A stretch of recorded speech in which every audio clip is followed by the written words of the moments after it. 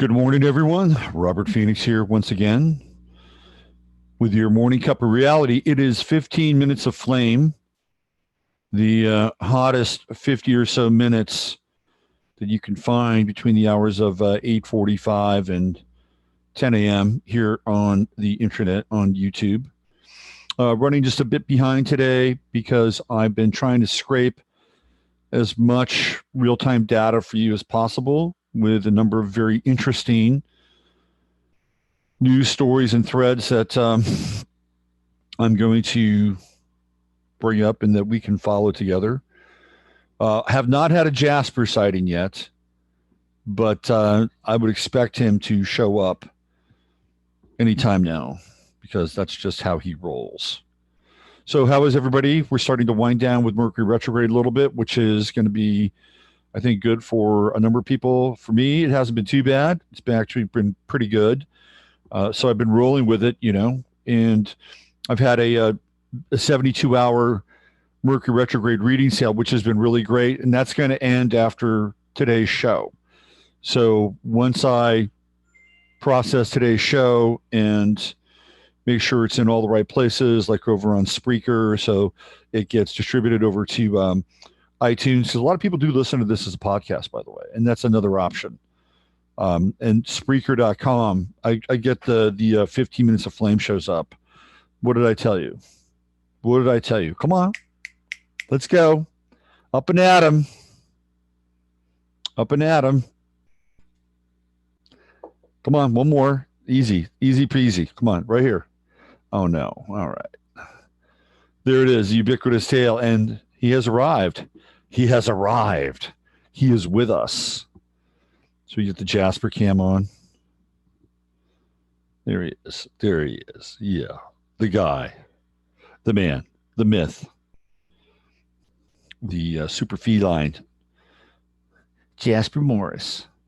Jasper Morris has returned. Let's check in with Chatlandia. Let's see what we have going on here. There's Ian. Hi, Ian. And 10 Dragon and Tamara. Hi, Tamara. I'll get back to you today, Tamara. This morning, hopefully. There's F Up 77. Good morning to you. Miranda, there's my man. There's my man, Maury. Yes, it's a little bit movable. I do operate a bit on Indian time. I do try to get, either between 8:30 and 9. Rarely is it after 9. I appreciate your flexibility. I do. I really do. There's Ani and Steve. The sheriffs are in town. Hey, there's Charles. What's going on, Charles? Let's see. There's Joan. Hello, Joan. And Joe Dimitri. Miranda Couch says, geez, Louise, Mercury retrograde finally hit here. My phone broke. My Kindle broke. My son's Nintendo broke. And this morning, my husband's truck broke down, just like last MR. Well, I guess it's an opportunity for you to replace all that outdated technology so that you can have faster, more efficient, 5G capable, able, and ready technology. Yeah, I've got some computer stuff I've got to deal with. This computer that I've been using now for a year, and I use it quite a bit, there's a kind of an ambient drone that's going on in the background. That's because my fan is dying in this, and I've got to get that replaced. And I've got to get my hard drive replaced too. So solid state. Go for a solid state hard drive. Yes, that's what's going on. But it's a good Mercury retrograde thing to do. Check out your cars. Make sure that the things that you need for your cars. The thing with modern cars is that they just tell you what's wrong most of the time. You get the little light. The little light says check engine light, and then you take it down, they jack it in, and they tell you what's wrong. If you don't have a modern car, like some of us, I have a modern car with a check engine light, but you don't want it to get to the check engine light stage. So you want to check things like fluids. Very important with a car. Very, very important. Get your fluids checked, get your tires checked, all those things. Check, double check. It's just a good Mercury retrograde strategy and option. Yeah, so I jumped in and I did a Mercury retrograde special on my website. So that's kind of like working with Mercury retrograde and getting the kind of getting the energy going, and that'll end at the end of today's show once I process everything. So why don't we jump into what's happening since people are now starting to show up and arrive, and I'm going to give you sort of the latest news and my views. I wish I had an interesting personal anecdote to share. Oh, I do have one. I do have one. Every now and then, somebody becomes real. You know, it's like I have a lot of virtual relationships with clients and people in Chatlandia and others, right? So Friday, somebody actually came out to see me, and somebody who's a client and really super nice person, and actually got me out of the home studio here. Had some lunch. It was a very pleasant day. Very pleasant day. It reminded me that there's a world out there that exists outside my gym in HEB, which was a good thing. It's a very good thing. Excellent thing, by the way. And by the way, here in Fredericksburg, there is no hoarding going on, or if there is hoarding, it's a respectful kind of hoarding. It's very interesting. The stores are HEB, which is the big store here, not sacked, not sacked and ransacked. You get anything you want here. Plenty of toilet paper, plenty of hand sanitizer. In fact, they have it on sale. They have it on sale. You get a discount on the hand sanitizer wipes. I would tend to think that this is a good sign for this area.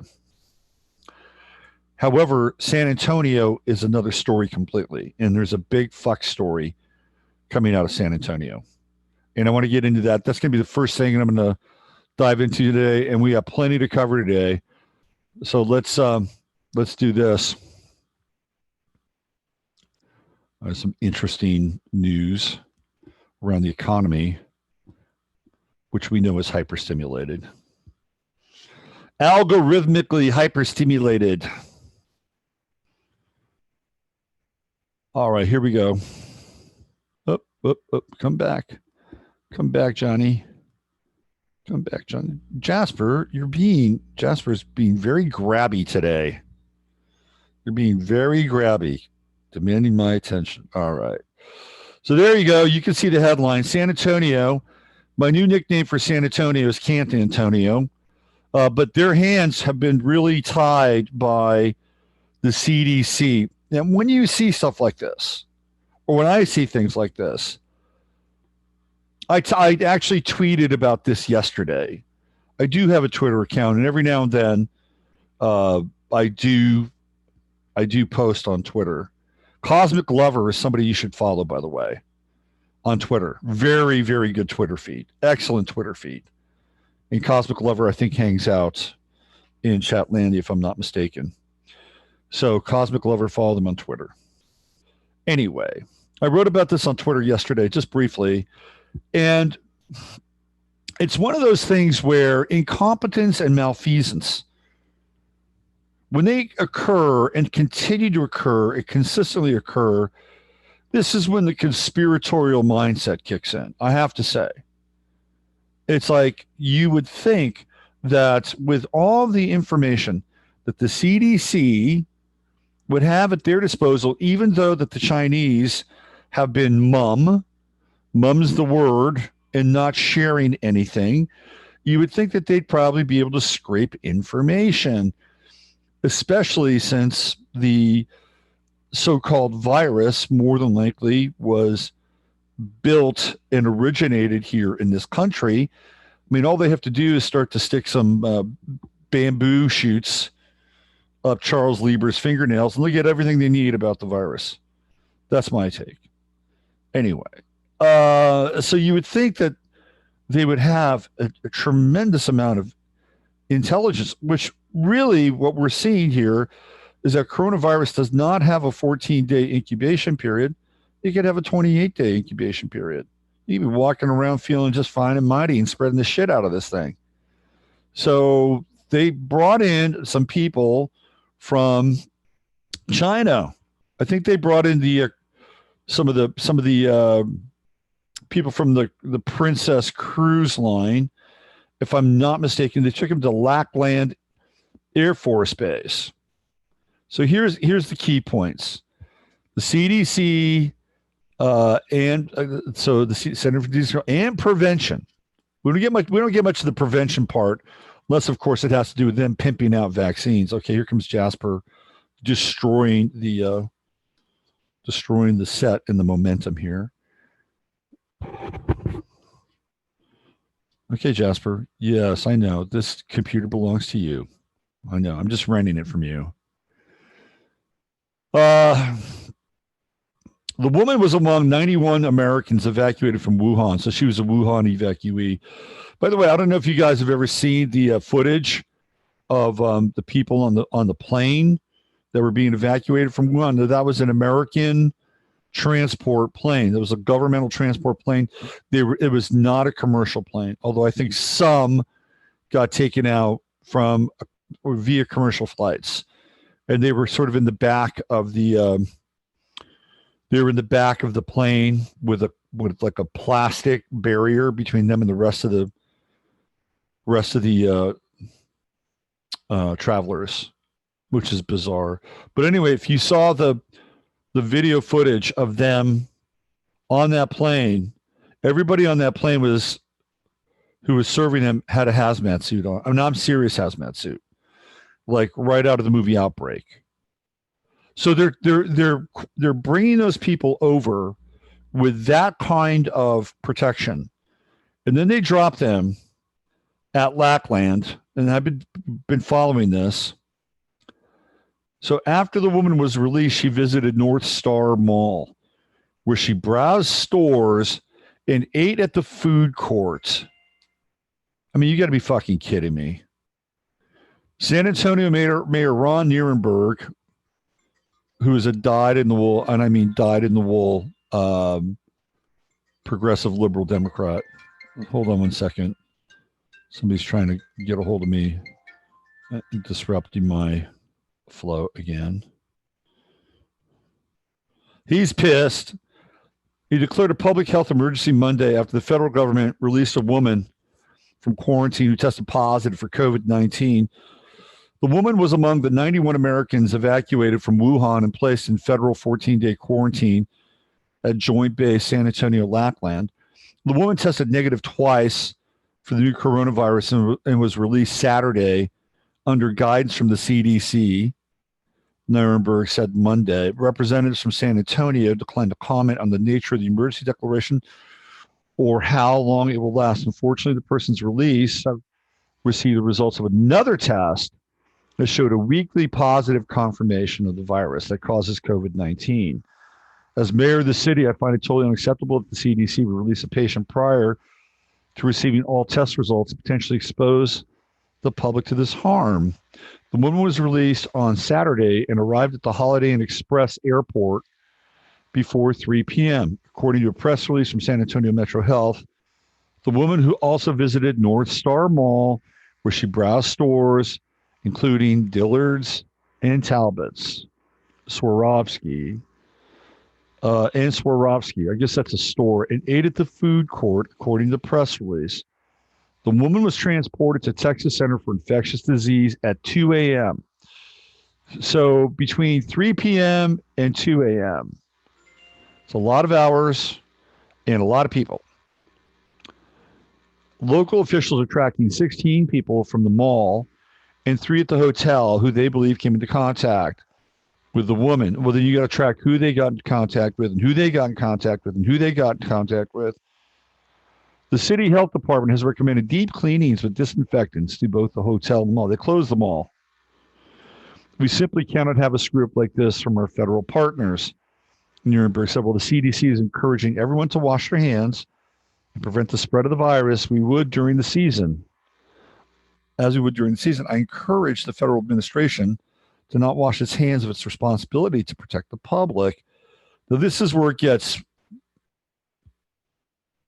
bizarre. Bexar County Judge Nelson Wolf said there are 235 people under quarantine at Lackland. San Antonio is in Bexar County. The remaining people in quarantine were evacuated from the Diamond Princess cruise ship, which was quarantined last month off the coast of Japan. Those evacuees were scheduled to release Monday, but local officials have requested a third round of testing before giving them the all clear. So let's just go back and look at what happened to Miss Shopper Hamburger woman. They had a third test already in the chamber. It wasn't like she had the two tests and they were negative. It's like on your way. No, there was a third test, and they released her before the third results of the third test came through. Like, what universe am I living in here? What universe am I living in where this is even remotely logical? I mean, what are the conversations that they're having? Oh, well, if she tests positive, we'll just track her down and we'll find out who she's been interacting with. And it shouldn't be a problem. She's supposed to be in her room anyway. She's supposed to be in her hotel room. I mean, that's what we told her. Of course, that's not what she did. Just couldn't help herself. Oh, I got to do a little shopping. I've got to do a little shopping, buy more cheap shit from the place that launched this contagion upon the world. And oh boy, I just couldn't get myself a good burger at Lackland, so I got to go to the food court and satisfy my burger craving. Oh my God, it's just, to me, it just doesn't mean, somebody say, well, it's just a big nothing burger. Well, is that what she had at the mall? Did she have a nothing burger with cheese at the mall? She took a shuttle.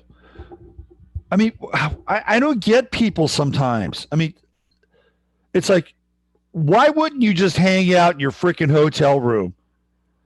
Why wouldn't you just hang out in your hotel room and say, okay, I'm just going to be in the hotel room. I'll order in. And you tell me what that third result is. No. Got to go to the mall. Got to go to Nordstrom's. She might not be able to pass up a really good deal.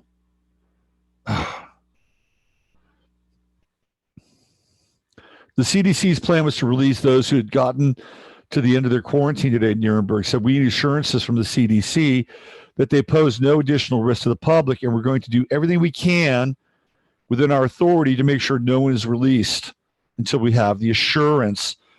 The news comes after Washington State, New York, and California officials confirmed new cases over the weekend. Public health officials in Seattle reported the nation's first 2 deaths. I think they're up to 6 now in Seattle. It's several new cases Saturday and Sunday, adding that 50 residents and employees of a nursing care facility were being tested for the coronavirus after several people there tested positive for COVID-19. New York confirmed its first case of the virus on Sunday. Okay. Now, the thing that they're not telling you about what happened in Washington is that when they started a round of evacuations and dealing with at least one of these coronavirus patients, that they had to use the first responders. They had to use the police. They had to use ambulance and EMT workers, and then also firefighters. Guess what? They're under quarantine. Those guys are under quarantine now. So effectively, I think is Snohomish County, that those people are inert. Like if there's a real crisis and emergency and they don't have a fire department because these people have been quarantined, whether they have it or not, that's a whole other issue. It's a major, major issue around coronavirus and the potential impacts that it has. Now, some people say that I'm panicking. I'm not panicking. I'm certainly not panicking. I'm just trying to give you some insight into what we are potentially dealing with. And trust me, I've read things that would make your toenails curl about coronavirus. And I'm not really prepared to share those things because I don't want to send you into a panic. And we also have to see how this plays out. And we're seeing it play out in real time. One of the things that I have noticed is that when there's a new case that's popping up somewhere, guess what's taking place? That there was a person from Italy that had gone to the new place. Excuse me. So we have coronavirus outbreaks in New York, in Mexico, by the way, Iceland, and I think Rhode Island as well. These are new ones. Well, what are the common denominators? Somebody from Italy has traveled to all those places, all those aforementioned places. And I think, if I'm not mistaken, one of the people in Brazil that they have determined has the coronavirus came from Italy. So we know that it is contagious. That's a fact, Jack. We know it's contagious. And we know that that it seems to have a life of its own in a lot of ways. Like, there are people in Washington State in California, who had no prior contact with anybody from Wuhan, whether they were evacuees or on the Princess Cruise Line ships. So that's what's called a community spread, and that one is probably the most troubling of all the ways that you can contract this so-called virus. Now, I've been reading some very interesting things as well that are corona related, and I'm really, again, on the fringe of corona. One of the things that's interesting is that it seems to not have the same effect on young people. Now, to me, this raises a bunch of very interesting questions, because if it doesn't have the same effect on young people, well, clearly then it's a targeted virus.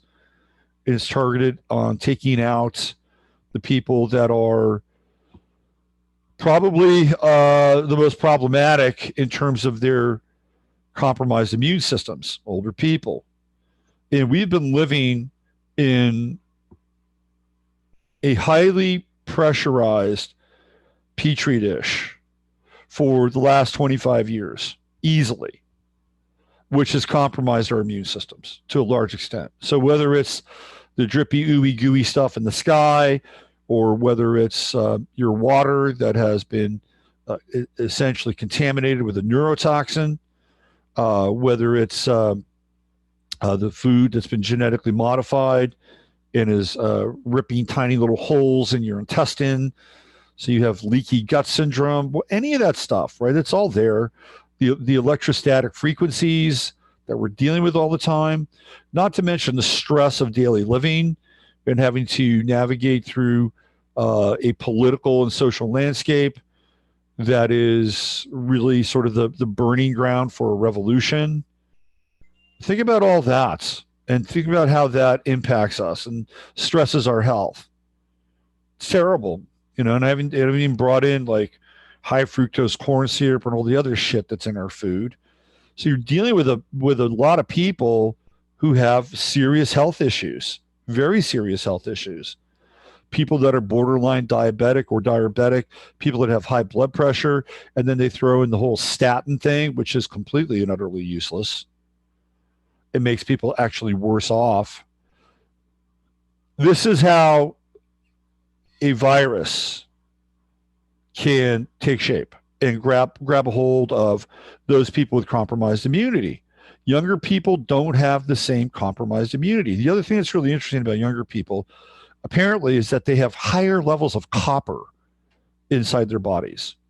This is really interesting, because copper is naturally virus resistant.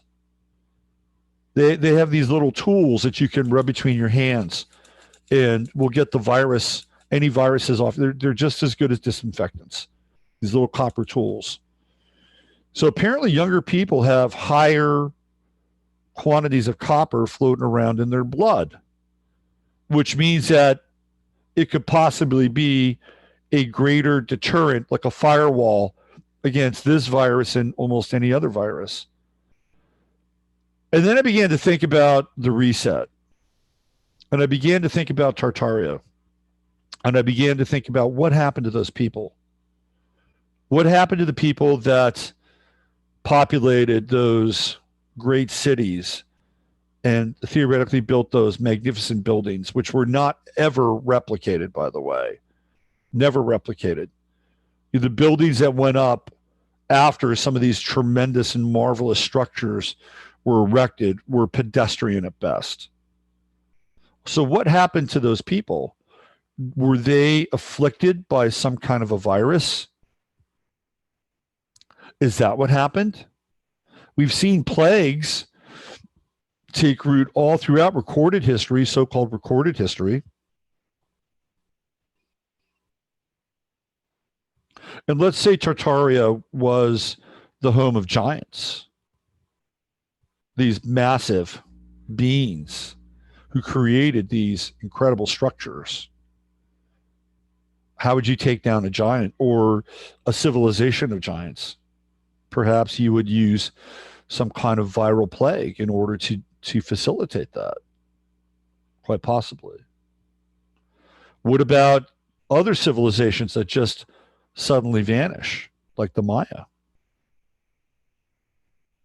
Could they have had their own plague that eradicated their population and left all these tremendous and magnificent structures in the wake of their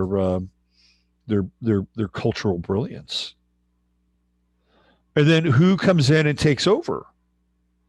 Who occupies the old cities? And again, according to Tartarian theory, it's the orphans. It's these young people who have either been sequestered away or were left over after something like a great plague, and who's going to take care of them?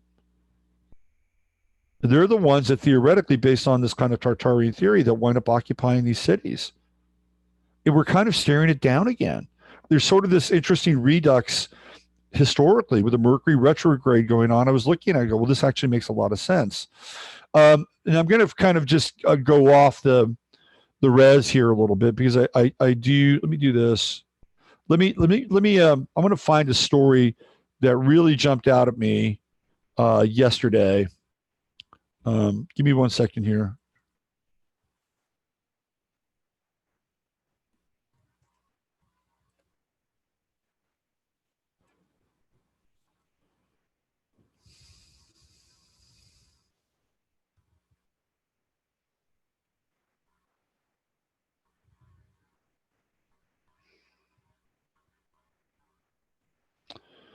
Let's see. There's a church in Europe that is on fire, that caught on fire. Fucking Google, man. They're just, Google is so untrustworthy. Give me a second here.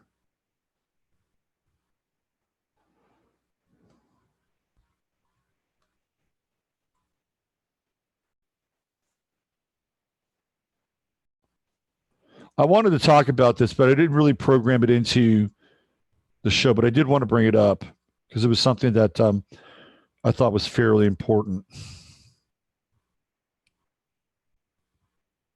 Yeah, okay. So this is interesting. I think this is this it right here? Let me just make sure we have here. You have to write. It's bothering me. Hold on. There was a church in Germany that was, let me just see this. It was on fire. Let me go to the images so I can find this thing.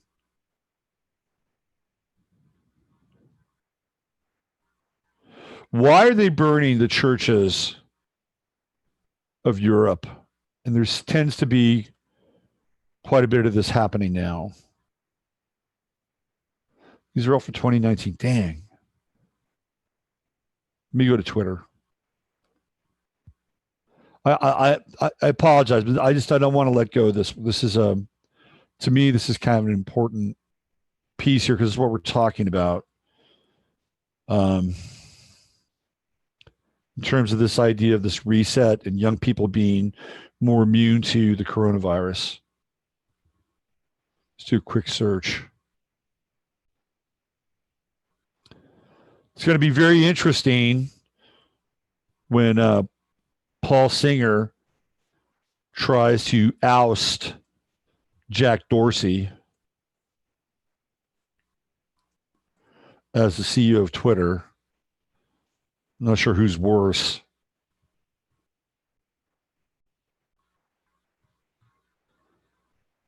Let me see.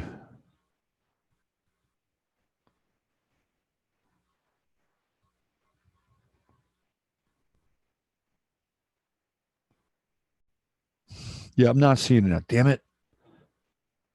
Who's that? Who's that Trump guy? His name Mark Taylor, the prophet guy. Let me see him. Hold on, because he had it on his Twitter feed.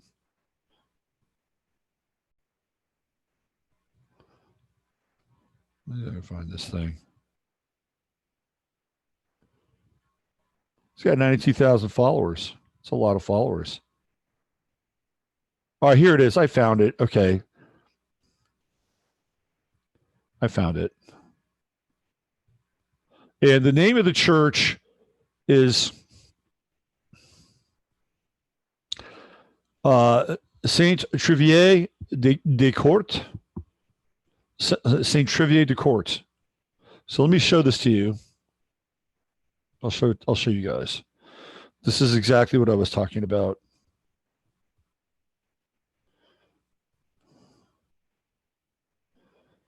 So here it is. And these people, it's like the church system is being burned to the ground. The system is under judgment. Ecclesia, home congregations, is what it was originally designed to be. Well, I would agree with that, by the way. Ever notice how the church fires show the steeple burn, then collapse? Steeple is a phallic symbol to Baal. Really? Really? It's a phallic symbol to Baal? Well, what Mark Taylor doesn't understand is that these churches probably weren't even churches when they built them. They became occupied later on by a culture and a civilization that decided to turn them into places of worship. And to me, it's just like incredibly simplistic. It's incredibly simplistic that that they would say that this would be a monument to Baal in the phallic, in phallic worship. I don't buy into that.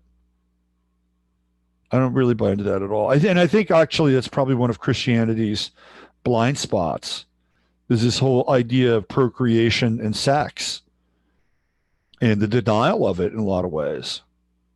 I'm sure Mark Taylor probably has kids. I'm sure he had to have his own version of his phallic symbol in his own life to be erected, pardon the pun. But I just showed that to you so that you could get a bird's eye view as to what's happening real time. So it's interesting that as we talk about this idea of Tartaria, that they're still going after these structures. And not only are they, I believe, doing this on purpose, because I think we're kind of hot on the trail of many missing pages in our history, but they're also signaling the beginning of a new reset. And again, if you look at the kind of the algorithm of the corona stuff, and if it's theoretically targeted towards older people and the kids have a greater immunity, or it's not targeted to them at all, then it's a redux, it's a replay, it's a replay reset. It's a twofer, right? So something to think about. I mean, sometimes when we get into the kind of the short-term intensity of an event, like we're in it, we can't see the big picture. We can't see how it can impact culture and civilization over a longer period of time. And I think it could be very helpful to step back and take a look at that. So it's another perspective to think about. Now, I would say that it's probably in your best interest to maybe check out the healing properties of copper. That there's monoatomic copper, just like there's monoatomic gold, and see if you can gradually up your levels of copper in your body. Now, from what I understand, copper and zinc do not work well together. Zinc will destroy copper. So you can't do copper and zinc simultaneously. Or you can't do, I think, even zinc and magnesium simultaneously, because these elements will compete with one another and one will cancel the other out. I'm pretty sure about that. There are a lot of very sharp people in Chatlandia who might be able to either confirm that or bring another perspective and alternative in. But what I would say is that if you're going to do the stuff, like space it out, like allow for some level of absorption to occur. Like if you're going to do copper, do a little monoatomic copper, that you'd want to take that earlier in the day so that you could have an easier absorption rate. If you wanted to do some zinc, maybe you do the zinc later on in the day, maybe around dinner time or something like that, and have that absorbed into your body. And then maybe before you go to bed, you do your magnesium and have that absorbed. So that's something you may want to think about. Check out copper, look at copper, links to copper and immunity. And it might be actually a very interesting kind of hedge against not only this virus, but any other virus for that matter. Okay. Let's see what else. There's a lot to cover today. There's a hell of a lot to cover. And let's get on with it. Whoops. Sorry. We had a little bit of a glitch there. Give me 1 second. Let me get back to center. Oh, there I am. Okay. So I found this, again, we're still in kind of the Corona world. I found this really interesting video that I want to share with you. And this is not the viral side of things. This is not the contagion side where people are being quarantined and the CDC is tripping over its reproductive organs. This is like boots on the ground impact of what's taking place. So the video I'm about to show you is from a woman who is a truck driver, and her job is to pick up freight at a port and then, of course, distribute that freight wherever it needs to go. Walmart, Target, whatever, right? Best Buy, Napa Auto Parts. Okay, so I'm going to play her video for you, and it's a very stark video in a lot of ways. Where'd she go? Okay, she's right there. All right, let me do this. Cue it up, and I'm going to go full screen and share computer sound on this one, so you guys can get the full effect here. So you're going to see this. All right, and away we go. Hey y'all. Okay, anybody who know me know that I work over here at the port. Well, I want y'all to see this because this is the stuff that gets sent into us, you know, from China and other places, you know, to let us know, you know, the stuff that we buy and go shopping for. As you can see, I'm in my truck. Sorry, it's dark. Let me turn the light on. As y'all can see, I am in a truck. I am in my truck. You know, I only go to the port, so I don't do, I don't have no super, like, living condition stuff. But if you look over here at this side, you can see these cans? They normally stacked up as high as a building. But for some reason, it's empty. Let me get out and show y'all. Now, I'm not supposed to be videoing over here, so I'm going to try to keep this as low profile as possible. But check this out. See these cans? They not that tall. these things are usually stacked up like buildings. And this side is completely empty. Look, there's no boats. There's no nothing. There's just this stack of cans. That's it. Now, I'm going to take y'all around to another part of the ports to show y'all how empty this is. Because this is the stuff that we buy, the stuff that we shop for in stores. And if there's no cans here, there's no imports. Look at that. You can see all the way over to trucks going on the other side, which lets you know that this is deserted. I should have took a video of the other port that I just came from, which was the China port called Yangming. There's no, this is just as empty as this one. There's nothing going on, and there's no trucks here, and this place is usually having hundreds of trucks. Look, there's one, that's an empty can that they're bringing. So mostly it's like empty cans are coming in and there's nothing going out. So there's, I mean, y'all better buy whatever y'all gonna buy, because there's no telling how long this is gonna go on. And apparently this is supposed to be because of the coronavirus. Now, this is a real view. This is the real deal of what's going on. This is not something that's seen on the news. This is me out here on the field doing this, letting y'all know what's going on. That truck, it probably got a load, but look at this. This place is empty. These things are tall as buildings and stacked a lot, but it's not happening today. So I'm walking around to show y'all what's going on. Look at this. This is open. This is never open. I can never walk through here like this. Look at that. That's just a few. It's usually stacked like real tall and a lot. Look at this. All this empty space.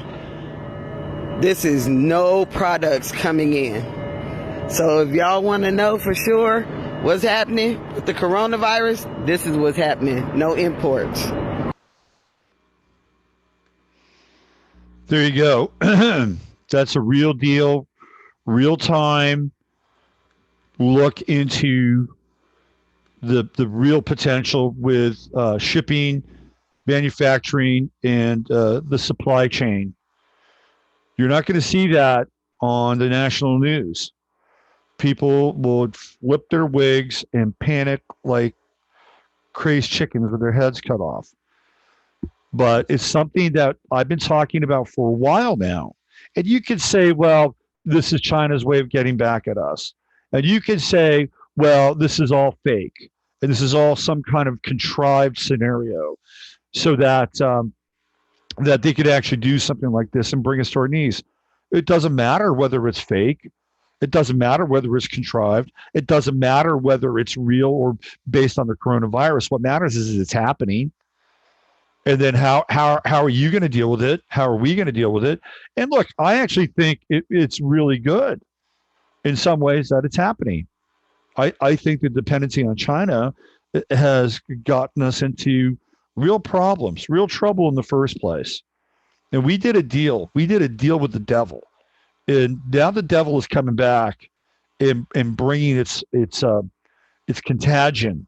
And not just the contagion of the coronavirus, but the contagion of the system that we created that became so dependent on this kind of outsourced economy and outsourced, that's what I'm looking for, economy. It's just, outsourced profitability. That's really what I was trying to tap into. And now the deal is up. The deal is up now. It's like, well, you signed the line on the line there. Jasper, what are you doing, man? He cannot be contained today. Jasper, maybe you could sort of get down for a little bit. There you go, buddy. He's a little nervous. He's nervous because apparently his catnip comes from China. So I've got to get him off the Chinese nip. I've got to start growing my own domestic catnip for Jasper. Well, there's a hell of a lot more going on than just coronavirus now, isn't there? We had Mayor Robot, he dropped out. Um, the cat lap lady, Amy Klobuchar, she dropped out, and Tom, the NPC Steyer, dropped out, and they're all pledging to support Joe Biden. There is going to be a civil war inside the Democratic Party. Joe Biden, who can't remember a goddamn thing, he can't. He can't remember anything. He's a joke. He's an embarrassment. And these are the people, this is the person that they want to prop up. Now, cagey little Liz Warren, she thinks that she can sneak in through the back door. She's not bowing out. She wants to stick around. She thinks that she could position herself against Bernie Sanders and have a viable chance. That's what she thinks. Or she could use her votes and leverage. But what's happened now is that uh, Mayor Robot and Amy and I don't know what Steyer did. Not that he had anything really to bargain with in the first place, but whatever delegates they acquired, they're giving them to Joe Biden. That's what's happening. It's ridiculous. So we're going to have open warfare inside the Democratic Party today. I believe, if I'm not mistaken, Super Tuesday, and a lot of people will be out voting. Make sure that you don't lick anything in public. Don't lick anything in public. Don't lick the voting booth. I know I'm being a bit facetious, but I've seen. It's like in Iran. They have this shrine, and people go and lick this shrine in Iran, and they wonder why they were passing this thing around. Interesting. So another really interesting development here is the candidates and their age. Let me give you an example of the candidates and their ages. Like, this is not a young bunch at all. Not a young bunch at all. In fact, out of everybody, I think Trump might be the youngest out of everybody that's running. Can you believe that? Bernie's old, Biden's old. I think him and Liz Warren are probably close in age. Bloomberg is older than Trump. And I think if you add all their ages together, so we're talking Bloomberg, Biden, Sanders, Warren, it all adds up to 303. 303 combined years. And of course, you reduce that, you get the famous number 33. Right? Are there any mistakes? I don't think so. I don't think so. But the Democratic Party is going to implode. I mean, we're seeing the final days of the Democratic Party, because at some point it's going to be taken over by AOC and the hardcore leftists, and you just may as well say that it's going to be the American Communist Party. So you'll have sort of, again, the distillation of the Zog right, which is, Israel first, and very, very neocon in nature. And then you'll have the Bolshevik neolib left. There you go. The middle is totally squeezed out. And speaking of the Zog right, I don't know if you've been following CPAC, which is their big convention, the big Republican conservative convention. Well, they kicked out Alex Jones. They kicked out, what's his name, Owen Schroyer. They kicked out Gavin McInnes. It's like, you're not welcome here. So they use the alt-right and the energy of the alt-right to help get Donald J. Trump elected. And now that they see that the Democrats are really, really vulnerable, they don't need the alt-right anymore. They're just going back to be those fat cat Republicans who don't really give a shit about anybody except their bottom line and the people that they support vis-a-vis their lobbying deals. And if you want the worst case scenario, just stare down Lindsey Graham and you'll see it. You'll see it. So this is another interesting development. And I've seen models where Trump runs against Bernie Sanders and he absolutely crushes him. It's not even close. It's very similar to the defeat of Walter Mondale with Reagan. It's a big, huge defeat. Now, what's also interesting is the fact that Hillary Clinton now is under the radar once again. She is under the radar because it looks like she's going to be asked to testify. How about that? And have to deal with the server issue. Well, this is a very timely event now, isn't it? Now, why didn't we have this about 3 years ago? Oh, because there wasn't an urgency. There wasn't this urgent sense that she might actually enter into the political arena one more time. But because the potential and the actuality is there, well, let's go after her now. A federal judge ordered twice failed Democrat presidential candidate Hillary Clinton to give a sworn deposition over her use of a private email server while she was Secretary of State. U.S. District Court Royce Lamberth issued the order Monday in connection with 5.5-year-old Freedom of Information Act lawsuits. The conservative group Judicial Watch filed seeking emails related to the deadly 2012 attacks on the U.S. facilities in Benghazi, Libya. Politico reported Clinton was previously required to submit a sworn written statement about her email use, but the deposition, if it takes place, will be the first time she has had to submit to live questioning under oath of the subject. So this is a very interesting development. Clinton was the subject of an FBI criminal investigation over her use of the private email server and was cleared before the 2016 election by former disgraced FBI Director James Comey. The entire investigation into Clinton and Comey's exoneration of Clinton have come under intense scrutiny and allegations of political bias impacting the outcome of the investigation. Of course there were. Comey was in cahoots with the Clintons. He's a deep insider. He profited off of supporting the Clintons, the Clinton Foundation, the Clinton regime. That happened. We know it happened. And he basically said, yeah, it happened. Yeah, she did all those things, but there was no malicious intent involved. That's how they passed this whole thing off. It's very interesting timing that this is now taking place as we begin to get into the gauntlet. Now, we're in the gauntlet. Super Tuesday is the gauntlet. We're in the gauntlet now, running the gauntlet. I still have my doubts and reservations about actually having an election come November. I think we could be witnessing the first in-home election in history. If we do have one, I think that's what will happen. And good luck with that. Good luck with that.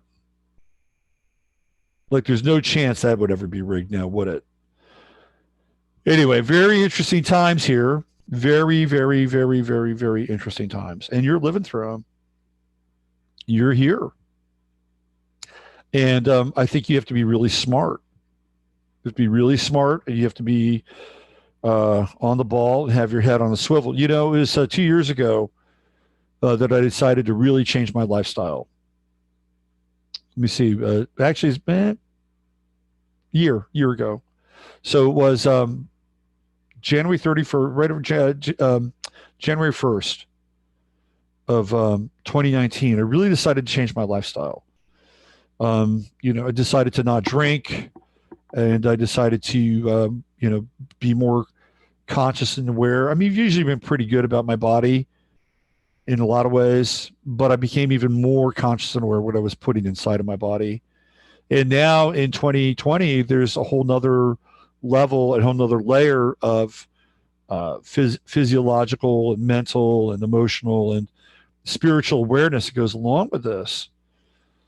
So I've been kind of in prep mode for about a year now, and getting my body in a place where, it could have a reasonable chance of fighting off any kind of plague or contagion. I got really, really sick in November when I was visiting my mother, and I was out of it, man, big time.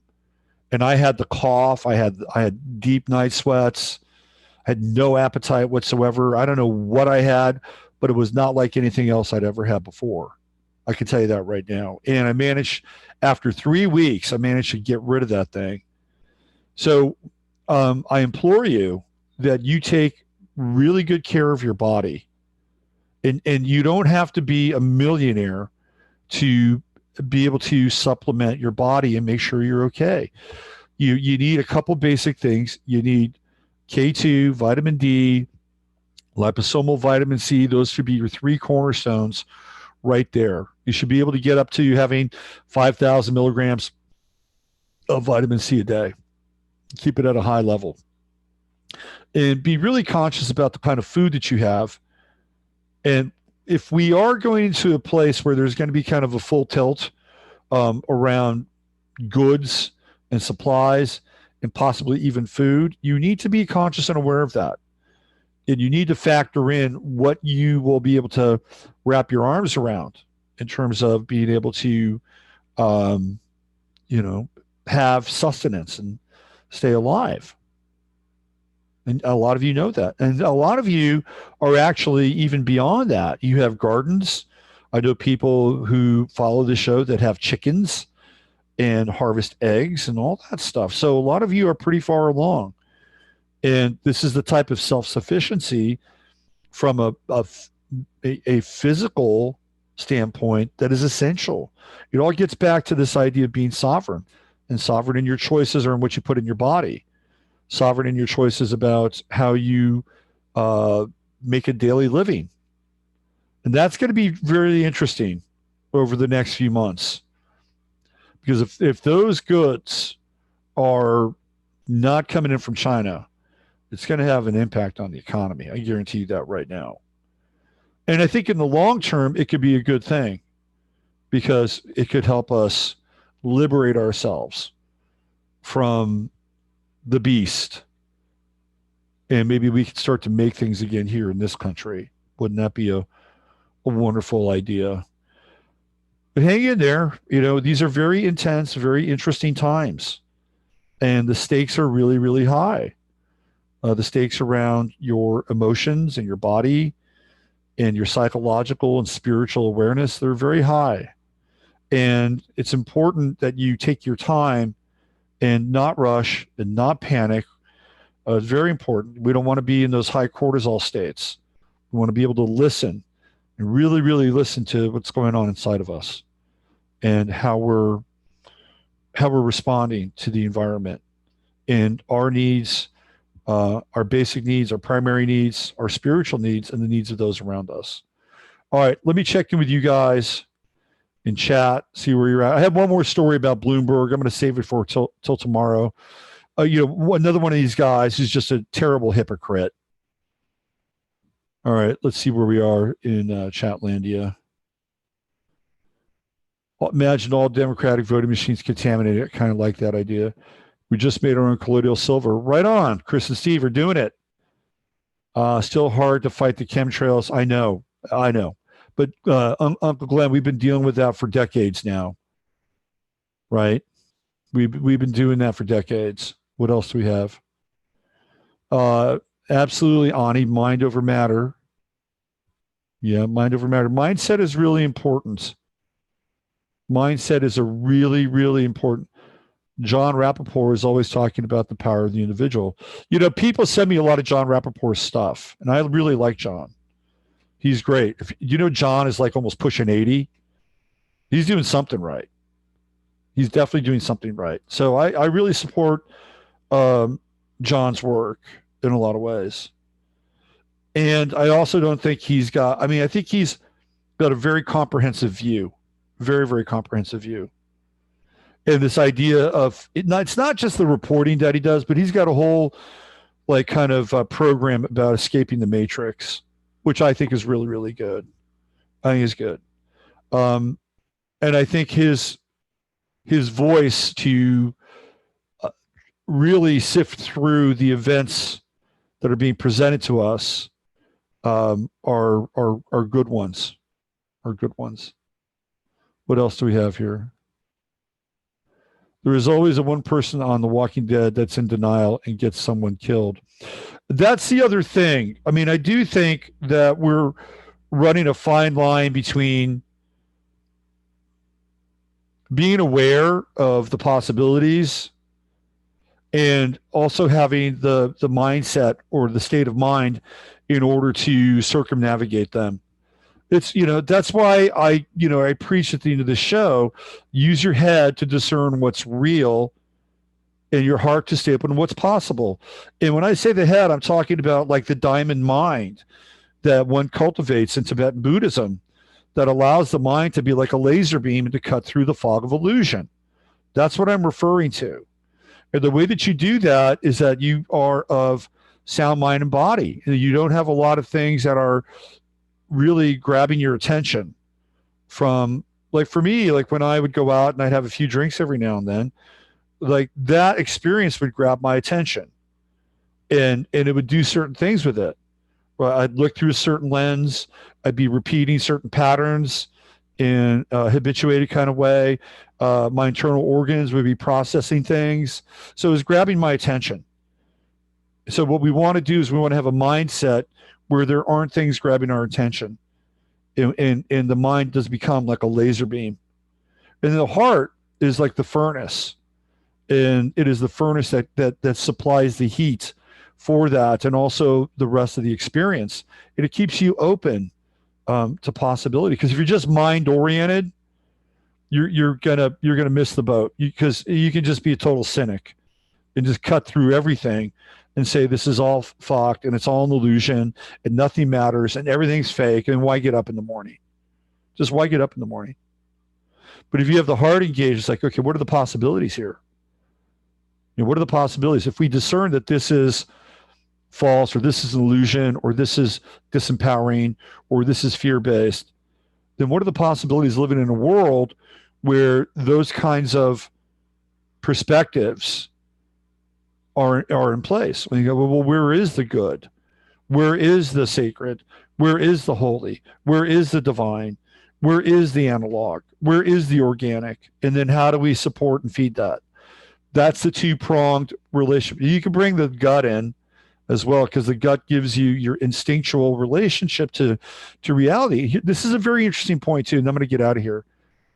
When you have the gut involved and the gut has been compromised, like many of our guts have been compromised, the third mind, how can we make really good decisions if our guts have been infested by all these various contaminants and agents of toxicity? It's very, very difficult to make gut-based decisions when our guts are in peril. So all three of these centers have to be in alignment. And then once they are, then we can make really good choices. Really good choices. That's why the diet piece is important and healing our guts is essential. Because you got to have guts. You got to have guts to stay in this world right now. That's what I'm talking about. All right, let me get in here with you guys. Let's see. Do I know the date of her deposition? No, I don't. I do not. Freezer is full of duck venison and homemade bread. All right, there we go. Somebody's thinking ahead. If getting to McDonald's in central London is your barometer for normal, you feel like the end of all things, I doubt any in this chat fit that criteria. I would agree with that, but here's my piece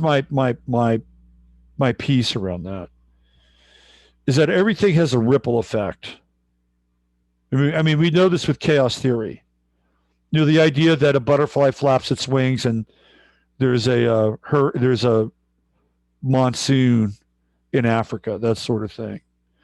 Like, what is the chaos theory about not being able to have a hamburger in central London? It has a ripple effect. Trust me. It does have a ripple effect. And it will come into certain, like say, for instance, if you want to get a part for your car and you need a part for your car and you can't get a part for your car, well, we may be driving to the farmer's market, but we may not be able to drive to the farmer's market. So I would agree with you wholeheartedly that the people inside this chat room are very switched on. And I can attest to that. I've met many of them. And we're dealing with a very interconnected world, and we have to live with other systems and entities that are not as switched on, and that will ultimately have some impact on our lives. And I think that that's a fair assessment. All right, I'm out of here. I'll be back tomorrow. Hey, thanks everybody for being a part of today's show.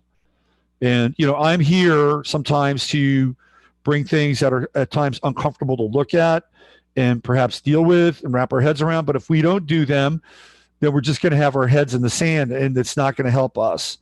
And I'm also here to try to, keep the hysteria at a minimum, and to see this as a real opportunity for spiritual growth and kind of sovereign actualization. And some of those choices may be difficult, and some of those actualizations may be more difficult.